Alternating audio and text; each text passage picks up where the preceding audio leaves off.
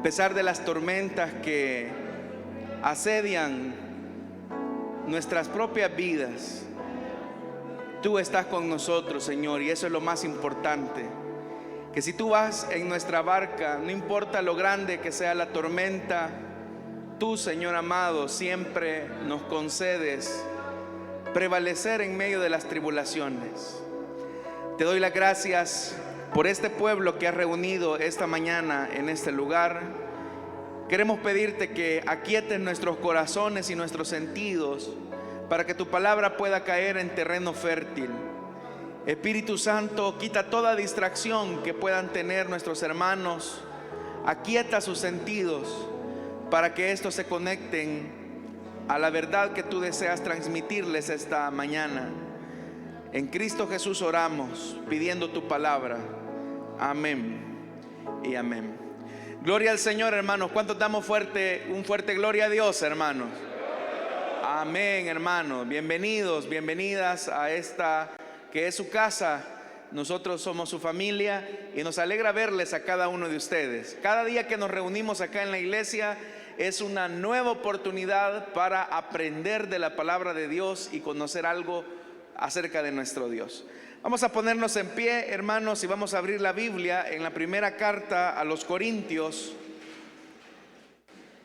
Primera epístola a los Corintios.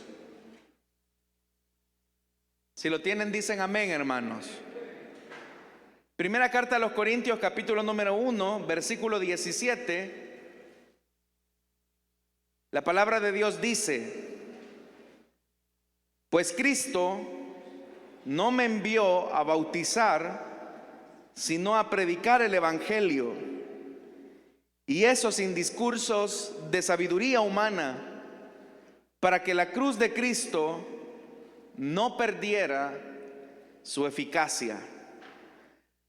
Amén. Hasta ahí dejamos la lectura, hermanos. Tengan la bondad de tomar sus asientos esta mañana, por favor. Hermanos, cuando pensamos en la vida de Pablo, creo que hay muchas cosas que se nos vienen a la mente.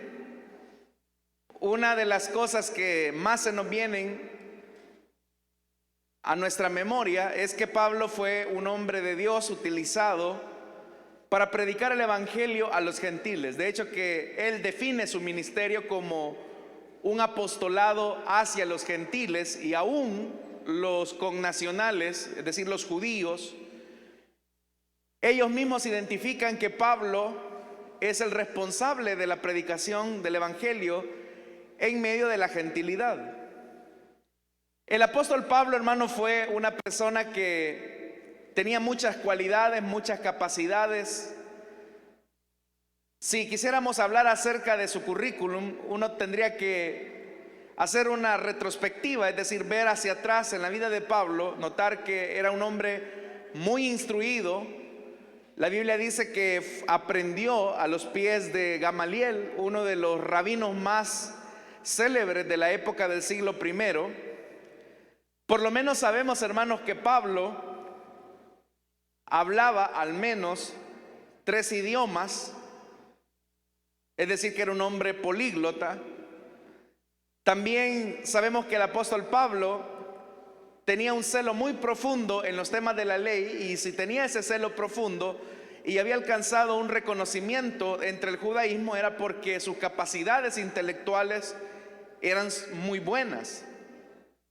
Cuando llega Pablo al evangelio, o cuando el Señor lo sorprende camino a Damasco, él tiene un encuentro que va a marcar su vida para siempre.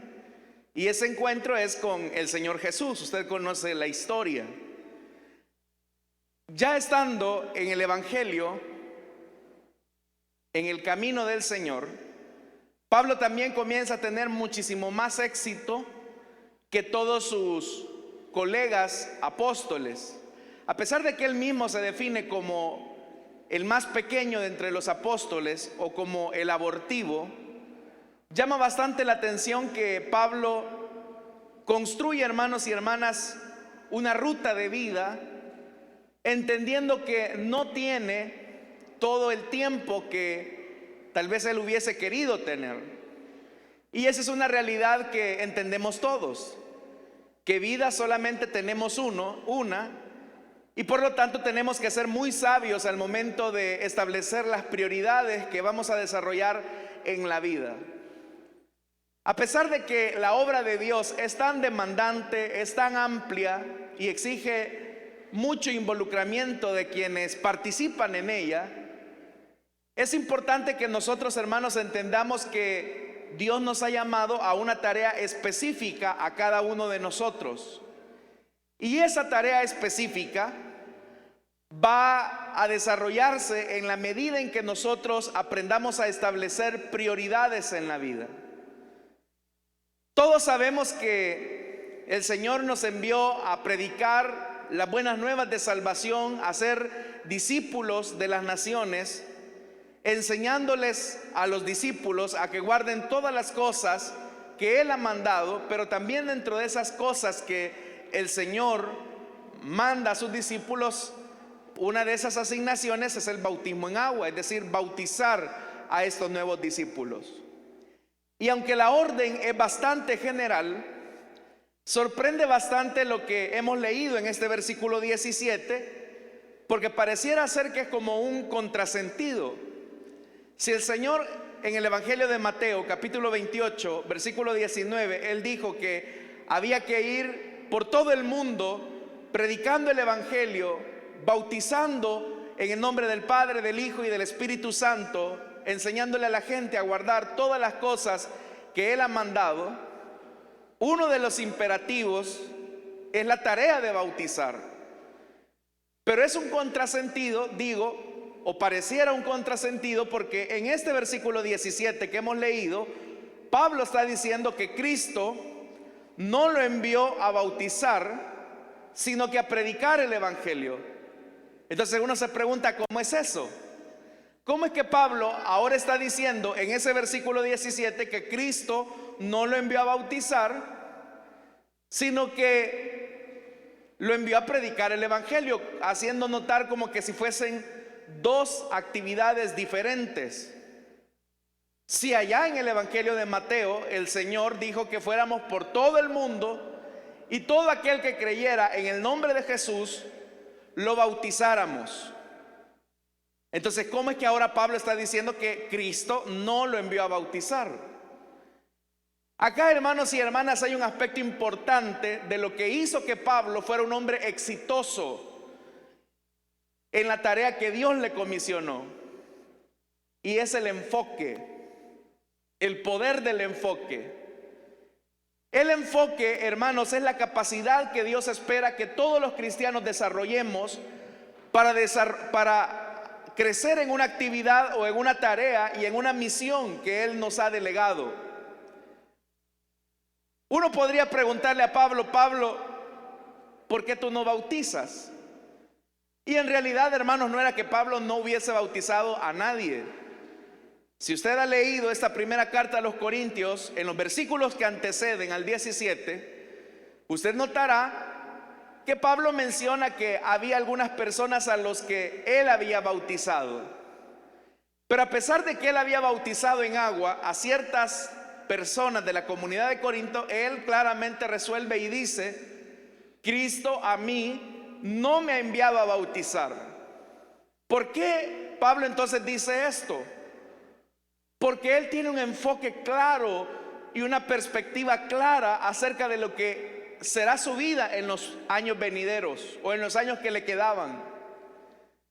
Es ahí, hermanos, donde las personas le podrían haber preguntado a Pablo: oiga, Pablo, ¿y cuál es la preferencia que usted tiene hacia ciertas personas que solamente a algunos ha bautizado? ¿Por qué no bautizó a todos los creyentes de Corinto? ¿Por qué no bautizó a otros hermanos? Solamente se dedica a la tarea de la predicación de la palabra, pero cuando un hermano se acerca a usted y le pide que lo bautice en agua, ¿por qué usted no lo bautiza? ¿Es que acaso usted no cree en el bautismo en agua? ¿Es que acaso usted ya tiene una selectividad de personas porque a unos sí bautiza y a otros no los bautiza? Eso, hermanos, seguramente fueron muchas preguntas que le hicieron a Pablo en algún momento. ¿por qué tú no bautizas? Porque yo puedo notar que hay otros apóstoles, hay otros hermanos que sí bautizan, pero tú no bautizas. Y es acá, hermanos, donde Pablo comprende que su tarea específica por el Señor es cumplir una misión que Dios le ha encomendado. Que como aquí lo dice, Cristo no me envió a bautizar, sino a predicar el evangelio. Entonces Pablo es consciente que aunque bautizar personas, bautizar cristianos, es una noble tarea, él comprende que su misión era la de predicar la palabra de Dios. Y uno le podría preguntar a Pablo: oiga, Pablo, ¿y cuánto tiempo le iba a quitar bautizar a las personas? Piense por un momento, hermanos. Piense por un momento cuánto tiempo le iba a quitar a Pablo bautizar a los creyentes. En realidad no lo sabemos. Pero suponiendo, hermanos, que solo el acto del bautismo le quitara a Pablo una mañana o una tarde, uno le podría decir a Pablo: oiga, Pablo, pero ¿qué es una mañana? ¿Qué es una tarde? Para que usted no pueda dedicarle tiempo a los nuevos convertidos al evangelio y así bautizarlos. Y es ahí, hermanos, donde las personas no entienden, y por eso es que las personas pierden su tiempo en muchas cosas. Y es precisamente de eso de lo que yo quiero hablar esta mañana con usted. Y es que nosotros aprendamos a desarrollar el poder del enfoque. Que nosotros, hermanos, nos enfoquemos en aquello que Dios específicamente nos ha pedido a nosotros. Porque tenemos que partir de una realidad. Vida solamente tenemos una. Lo que no hicimos el día de ayer, lo que no hicimos el año pasado, lo que no hicimos hace 5 años, es un tiempo que ya no va a volver a regresar a nosotros. El problema es que en la medida en que el tiempo va avanzando, nuestro momento para desarrollar las actividades que Dios quiere que desarrollemos se va acortando y acortando y acortando cada vez más, de tal forma que ese tiempo que va transcurriendo y que se nos va como agua entre los dedos, luego será un tiempo que después vamos a llorar y a anhelar, pero que ya no regresará a nosotros. Entonces la primera pregunta que tenemos que hacernos esta mañana es: ¿qué le ha pedido el Señor específicamente a usted? Porque partamos de una realidad. Todos los seres humanos no hemos venido a este mundo por casualidad. Estamos acá en este mundo por un propósito divino. Pero si a eso le sumamos que hemos conocido a Jesús como nuestro Señor y nuestro Salvador, el compromiso se amplía todavía más. Porque entonces Cristo vino a morir por usted para que usted cumpla una tarea específica, mientras el Señor le presta vida. La pregunta es: ¿usted sabe cuál es la tarea, la asignación que Dios le ha dado? Usted me puede decir: sí, yo sé que mi tarea es servirle al Señor. Está bien, eso es muy general. Pero específicamente, en este momento particular de tu vida, ¿qué es lo que Dios te ha pedido a ti, puntualmente hablando? El problema de nosotros, y es un problema de los evangélicos, es que somos muy activistas. Y cuando hablo de que somos muy activistas, me refiero a que nos solemos llenar de un montón de cosas. Hacemos muchas cosas al mismo tiempo. Y comenzamos a absorber y absorber y absorber muchas cosas en la vida. Y creemos que con eso estamos haciendo la obra de Dios. Pero el punto es que Dios no te va a pedir cuenta por aquellas cosas que tú mismo te echaste encima. Por aquellas cosas que tú mismo asumiste creyendo que era la voluntad de Dios y no lo era. Dios te va a pedir cuentas a ti específicamente por aquello que te asignó específicamente. De eso es lo que trata la parábola, por ejemplo, de los talentos, que a uno le dio 5, a otro le dio 4 y a otro le dio 1. La tarea específica era: multiplíquense, crezcan. Pero para multiplicarse hay que enfocarse. El problema de nosotros, hermanos, como ya le dije, es que no nos enfocamos. La vida va transcurriendo y hacemos un montón de cosas, y muchas de esas cosas que hacemos ni siquiera corresponden al propósito por el cual Dios nos trajo a esta vida. Y usted puede estar haciendo cosas muy buenas, no lo dudo. La pregunta es: ¿eso bueno que tú estás haciendo es lo que Dios te ha pedido? ¿Eso bueno que tú estás haciendo es de lo que tendrás que dar cuenta cuando tengas que comparecer ante el Señor y el Señor te pregunte: ¿qué hiciste con el talento que te di? Con la tarea que te encomendé, ¿qué hiciste? ¿Será que simplemente desperdiciaste tu tiempo llenando tu agenda de un montón de actividades que en poco o en nada suman a la tarea que yo mismo te encomendé? Pero ve, hermanos, el compromiso de Pablo. Pablo tenía mucha claridad y él decía: hermanos, bautizar en agua es una tarea muy importante, pero a mí personalmente, eso lo decía Pablo, Cristo no me ha pedido eso. Es más, Pablo iba un paso más adelante, porque él decía: pues Cristo no me envió. Es decir, como que si el Señor le dijera a Pablo: Pablo, no vas a bautizar en agua. Lo que vas a hacer es dedicarte a predicar el evangelio. Esa era toda la tarea. Sabe que las personas que tienen éxito y encuentran plenitud en las cosas que hacen son aquellas que se enfocan en una sola cosa. De hecho, hermanos, vamos a tener mayores resultados cuando nos enfocamos en una sola cosa. Pero el problema es cuando nosotros nos comenzamos a absorber de un montón de cosas que son buenas y que muchas veces la misma circunstancia, la misma gente nos comienza a cargar con un montón de cosas y a nosotros nos cuesta priorizar. Entonces, ¿qué debo de hacer para tener un enfoque adecuado de aquello que Dios espera de mí? En primer lugar, hermanos y hermanas, aprenda a establecer prioridades. Las prioridades determinan mis convicciones. Usted le dedica tiempo a aquello que usted considera que es importante. Si usted, por ejemplo, comienza a dedicarle tiempo a un montón de cosas que a su juicio son importantes, puede comenzar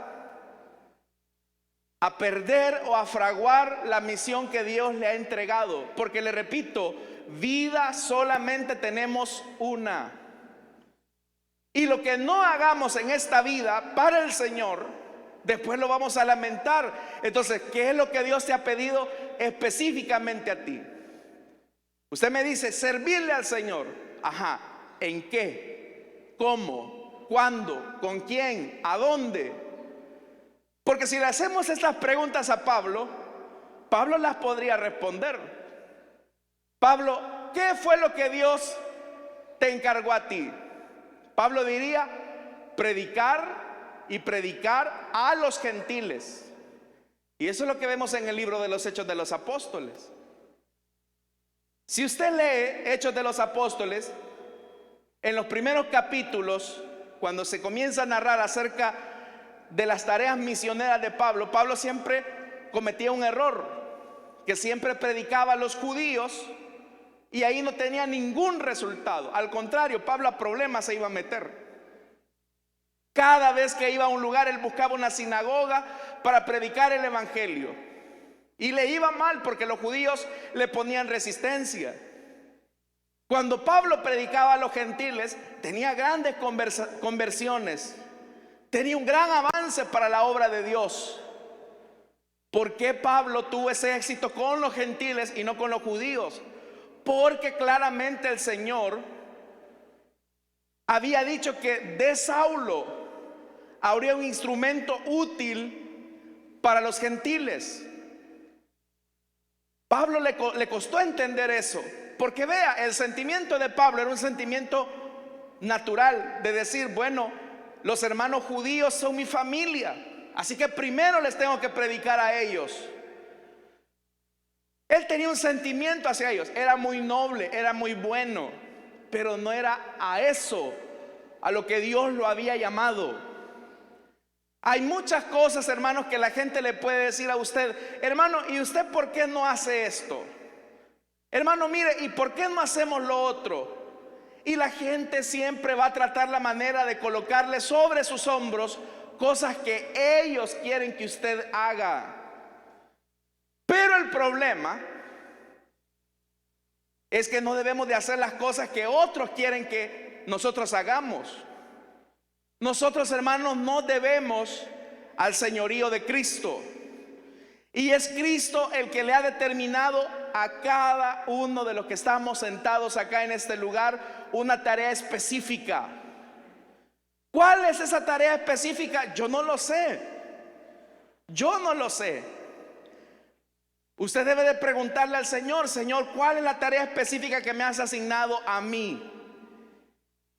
Y eso que Dios le diga, sea fiel, hágalo su prioridad. Porque ya le dije, las prioridades parten de nuestras convicciones, de aquello que nosotros consideramos importante en la vida. Hay prioridades que son indiscutibles: la familia, el matrimonio, nuestra vida devocional, nuestra vida espiritual. Recuerde esto que le estoy diciendo: usted le dedica tiempo a las cosas que son importantes para usted, y eso son prioridades. Cuando usted pasa tiempo de calidad con su familia, con los hermanos de la iglesia, con su esposo, con su esposa, esa es una prioridad. A veces, hermanos, hay otras actividades alrededor de la familia, del matrimonio, que nos desvían de perder, hermanos y hermanas, ese valor tan importante que es el tiempo. ¿Por qué creen nosotros que nosotros, hermanos, tenemos un día en la semana en la que aquí en la noche no hay actividades en la iglesia? Que es el día miércoles. El miércoles, si usted viene aquí a la iglesia, va a encontrar las puertas cerradas, no va a haber nadie. Pero alguien podría decir: qué barbaridad, qué pastor más insensible, que no se da cuenta que hay muchas personas que se van al infierno sin Cristo. No debería de existir ni un solo día que la iglesia permanezca con las puertas cerradas. Yo conozco hermanos que para ellos, que un día no haya una actividad aquí adentro de la iglesia, es considerado como mundano. Es una iglesia pecadora, desubicada. Pero no, hermanos, los mundanos y los desubicados son ellos. Porque Dios nos ha pedido una sola cosa, y eso que Dios nos ha pedido es lo que debemos de hacer. Así como Pablo decía: a mí Cristo no me envió a bautizar, sino que Cristo me envió a predicar el evangelio. ¿Cuántas veces quizás Pablo tuvo el momento incómodo en que llegó una familia y le dijo: hermano Pablo, quiero decirle que mi hija acaba de creer en el Señor, y nosotros, hermano, le estimamos mucho. ¿Será que usted puede bautizar a mi niña? Y Pablo tenía que decirle: no. Cualquiera podría tomar eso como una grosería, porque si le están dando el privilegio a Pablo de bautizar a la hija, uno diría: qué mal educado este Pablo. No, hermanos, Pablo está siendo obediente a lo que Dios le había asignado. Entonces, lo primero que debemos de aprender a establecer es prioridades. En ese propósito que Dios te ha dado, ¿cuál es tu prioridad? Segundo, y es importante, y es algo que nos cuesta, me incluyo, aprenda a decir no. Aprenda a decir no. ¿Y por qué es difícil esto? Porque hay cosas, hermanos, que son buenas. Hay cosas que son buenas, y a esas cosas buenas uno tiene que aprender a decirles no. Hermanos, yo debo de confesarles algo a ustedes. Muy pocos lo saben. Mi esposa lo sabe.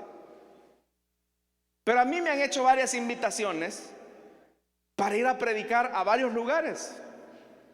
No solamente aquí al interior del país, sino que fuera del país. Y lo que para otros sería como un motivo de vamos, salgamos, vamos a predicar el evangelio, a mí me ha tocado decir que no. ¿Por qué? Porque Dios me ha delegado una tarea específica, y esa tarea específica es predicarles el evangelio a ustedes. Yo no voy a dar cuenta a Dios de la iglesia que está en Estados Unidos.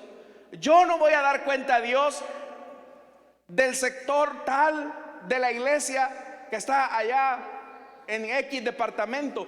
Yo tengo que dar cuenta a Dios por ustedes. Eso se llama enfoque, prioridad. Entonces, ¿de qué cosas usted va a dar cuenta a Dios?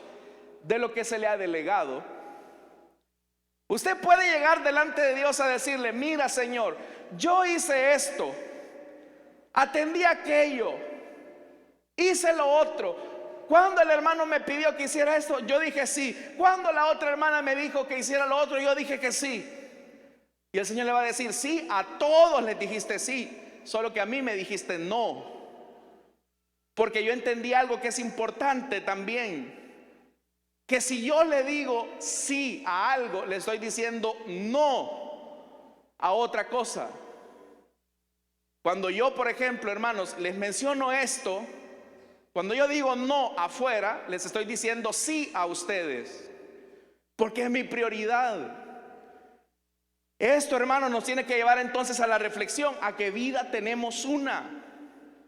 Establezca prioridades, aprenda a decir no. Por ejemplo, viene de repente un su familiar y le dice: mira, fulano de tal, aquí en la colonia vamos a hacer un torneito de fútbol, donde nos vamos a ir al encuentro con los de la colonia X. Hablo para los jóvenes y también para los no tan jóvenes. Entonces resulta ser que el torneito va a ser en la mañana los días domingos, de 8 a 10 de la mañana. Si usted tiene prioridades, si usted tiene convicciones, usted va a decir no. ¿Y por qué? ¿Porque el deporte tiene algo de malo? ¿Porque es pecaminoso? No, al contrario, es bueno para la salud, debe de hacerlo. Pero usted tiene una prioridad, y su prioridad es que a las 8 de la mañana, a la primera hora de la mañana de este día, usted tiene una cita con el Rey de Reyes y Señor de Señores. Esos son prioridades. Entonces aprenda a decir no. Aprenda a decir no. Eso es lo que Pablo decía: Cristo a mí no me envió a bautizar, sino que me envió a predicar el evangelio. Y vea esto, y eso sin discursos de sabiduría humana. Yo no le voy a meter a mis prioridades lo que yo creo. Yo no le voy a meter al plan que Dios me ha entregado lo que a mí me parece, lo que yo creo que es el camino recto, lo que yo creo que es la agenda de Dios. Porque ese es un problema también. Usted puede saber que hay algo que Dios le ha asignado a usted, pero así como Dios le asigna el qué, también Dios le asigna el cómo. Se lo voy a decir de esta manera. Así como Dios le pide que establezca prioridades, que se dedique en tiempo a aquello que para Dios es importante, Dios también le va a decir cómo debe de hacerlo. Esto, hermanos y hermanas, es importante, porque hay cosas que uno cree que son parte del propósito de Dios y no lo son. Al contrario, son distractores. Le voy a poner un ejemplo. Dios le dijo a Abraham: mira, Abraham, de ti yo voy a hacer una gran nación que va a ser de bendición a las demás naciones de la tierra. Y Abraham comenzó a crecer en esa fe que Dios quería que desarrollara. Pero usted sabe que Abraham tuvo momentos de flaqueza, tuvo momentos de debilidad. Y en uno de esos momentos de debilidad, a su esposa se le ocurre la gran idea de que para hacer cumplir esa promesa, ella tenía que darle a su criada Agar para que se acostara con Abraham, y que como resultado de esas relaciones sexuales, Agar iba a quedar embarazada, el niño iba a ser propiedad de Sara, y así, según Sara y según Abraham, se iba a cumplir la promesa. Pero ¿qué hay ahí? Que Sara y Abraham creen que a su manera, a su forma, hay que darle una ayudadita a Dios. Pero Dios no quería eso. Y el que él tomara esa decisión con su mujer le iba a traer graves consecuencias. Porque cuando Ismael nace, dice la Biblia que aún en el embarazo de Ismael, Agar veía con desprecio a Sara. Y eso no lo habían contemplado ellos. Dios sí. Cuando Isaac nace, la Biblia dice que Ismael maltrataba a Isaac. Abraham y Sara no habían contemplado eso. Dios sí. ¿Qué era lo que Dios quería entonces? Lo que Dios quería es que hicieran las cosas a la manera de Dios. ¿Y cuál era la manera de Dios? No buscando otra mujer, sino que hicieran las cosas entre Abraham y Sara. El que no entendió hay que le expliquen en la salida. No se necesitaba la intervención de una tercera mujer, porque Dios había establecido la forma. Cuidado con esto. Usted puede saber qué es la voluntad de Dios. Usted puede saber cuál es el propósito de Dios, pero también tiene que preguntarse cuál es la forma de Dios para hacerlo. Y siempre la forma de Dios es la forma de la dependencia absoluta de su poder. Porque Pablo podría decir: bueno, yo estoy claro que mi tarea es predicar el evangelio. Así que como mi tarea es predicar el evangelio, yo lo que voy a hacer es tratar la manera de persuadir a la gente con mi conocimiento de la ley de Moisés, con mi persuasión, con mi oratoria. Voy a tratar la manera de demostrarle a la gente que yo sé mucho. Pero esa no era la forma. Y Pablo lo dice ahí claramente, que el Señor lo había enviado a predicar, dice, el evangelio sin discursos de sabiduría humana. Pablo, desvacíate de tus prejuicios, de tus formas, de tus maneras. Ese es otro problema de los cristianos, que ellos quieren establecer la forma de cómo cumplir el propósito de Dios, y ahí es donde fracasan. Porque entonces dicen: bueno, si Dios me ha delegado esta tarea, cualquier camino que yo tome me va a servir. No, no es cierto. Dios tiene una forma, y si esa forma no se cumple, usted cae en desobediencia, como cayó en desobediencia Abraham con su mujer. ¿Cuál fue el resultado de esa desobediencia? Bueno, usted la conoce hasta el día de hoy. Los descendientes de Ismael tienen serios problemas con los descendientes de Isaac. ¿Por qué? Porque a Abraham se le ocurrió que esa era la manera. Entonces, ¿cuál es la manera que Dios te ha pedido a ti? Y esto, hermanos y hermanas, tiene que ver mucho con respecto a la sanidad divina que podemos recibir. Dios de repente a alguien lo sana de manera sobrenatural. ¿Cuántos hemos visto sanidad sobrenatural en los cuerpos enfermos, hermano? Nosotros lo hemos visto. Pero de repente resulta que otro hermano también tiene la misma enfermedad. Y este hermano tiene una fe sincera. Y comienza a clamar a Dios y le dice: Señor, yo sé que tú eres mi sanador. Así que de la misma manera en que sanaste al menganito, sáname a mí. ¿Y quién le ha dicho a usted que Dios ocupa los mismos moldes para su trabajo? Dios es un Dios creativo. Y Él puede hacer muchas cosas de diferentes maneras. De tal forma que no soy yo el que establezco el cómo, sino que es el Señor, el creador de todas las cosas, que va a cumplir sus planes a su manera. Porque a la manera de Dios siempre las cosas salen bien. Cuando usted hace las cosas a su manera, usted va a fracasar. Y Pablo lo primero que dice, tanto hermanos y hermanas, Pablo renuncia a la persuasión humana que él mismo dice: lo que yo creía que tenía algún valor para mí, ahora yo lo considero por basura. Pablo considera su conocimiento, su reputación, su persuasión, su oratoria como basura. Al punto que los mismos corintios desprecian a Pablo porque le dicen: Pablo es muy bueno para escribir, pero a la hora de predicar ese es un tatarata. Pero ¿por qué había llegado a ese punto?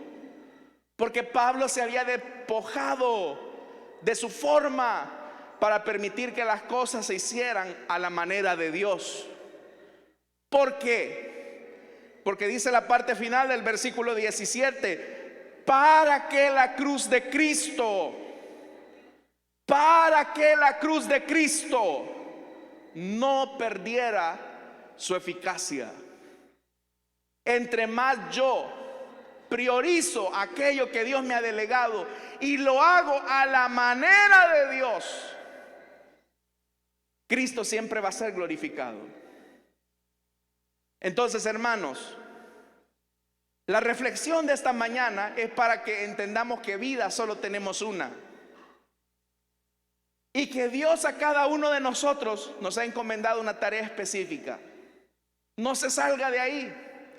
Probablemente habrán hermanos que van a tratar la manera de sobrecargarlo. Van a tratar la manera de que usted haga cosas que salen de la ruta que Dios le ha establecido. Pero aprenda a decir no. Porque cuando usted le dice un no, usted le está diciendo sí a Dios. Hermanos, en época de Jesús, cuando Jesús murió en la cruz del Calvario, había muchos ciegos, muchos endemoniados, muchos enfermos, muchos paralíticos, muchos pobres. ¿Por qué Jesús no les sanó toda la ceguera a todas las personas que no podían ver?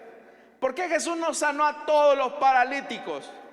Porque Él tenía una tarea específica. Y Jesús hablaba de mi tiempo, mi hora, que no es la misma de ustedes.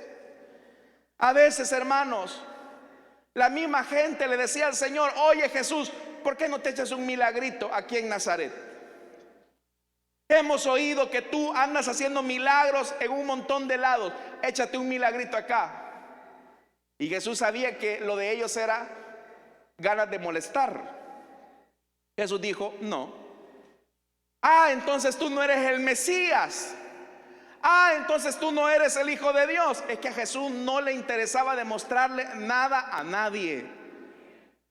Jesús era obediente a la voluntad del Padre. Eso es lo que Jesús decía. que Él había venido a cumplir la voluntad del Padre, no la voluntad de los hombres. Probablemente, si tú no conoces a Cristo, la gente querrá que tú hagas esto, que tú hagas lo otro, que tú hagas aquí, que tú hagas allá. Pero mira, vale un pepino lo que la gente diga. Aquí lo que importa es lo que Dios dice para tu vida. Eso es lo más importante en esta vida. Amén, hermanos. Entonces, prioridad.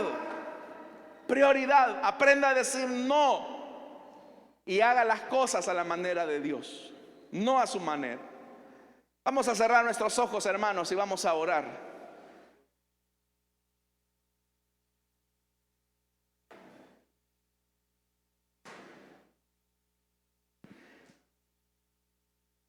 Esta mañana quiero hacer una invitación para aquellas personas, amigos o amigas, que desean entregarle su vida a Cristo.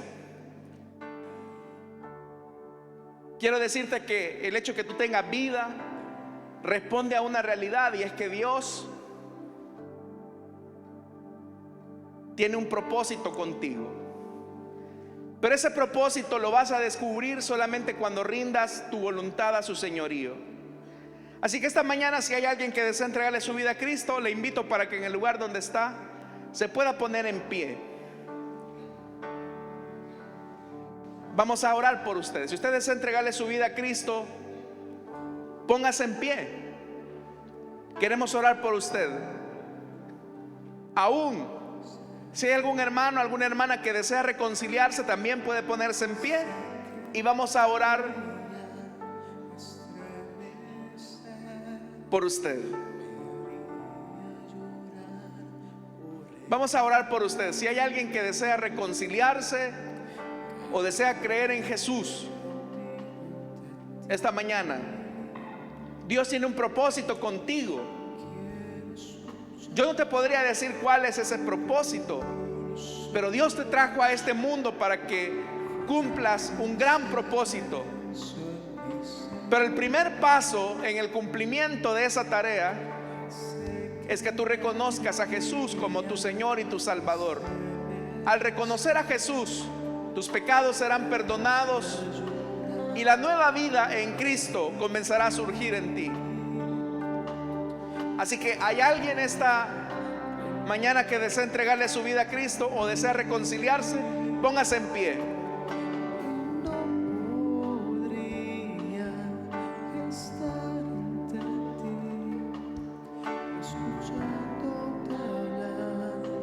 ¿Habrá alguien?